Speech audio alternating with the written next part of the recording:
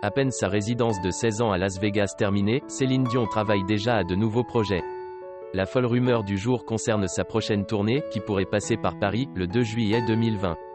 C'est en tout cas ce qu'a repéré un compte fan sur Twitter, partageant une information donnée par Columbia, le label de la chanteuse canadienne.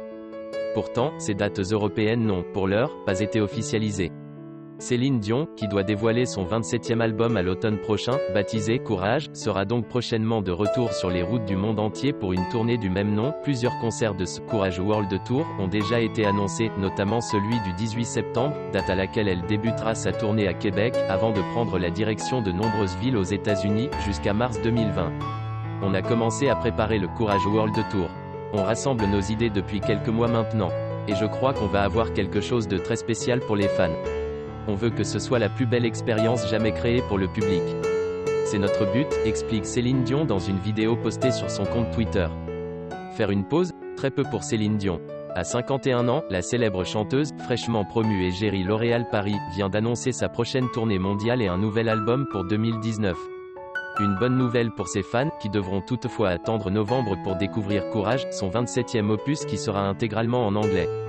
L'occasion pour Céline Dion de repartir sur les routes américaines pour une tournée aux États-Unis pour la première fois depuis 10 ans. Elle devrait par ailleurs faire un crochet par l'Europe en 2020. 2 ans après la mort de son mari, René Angélil, cette vie à 100 à l'heure a valu à l'interprète de My Heart Will Go On quelques critiques sur ses dernières sorties, notamment après son passage remarqué à la Fashion Week parisienne, où elle avait été filmée en larmes devant le défilé Valentino. Péter les plombs? Non, Céline Dion a commencé à vivre.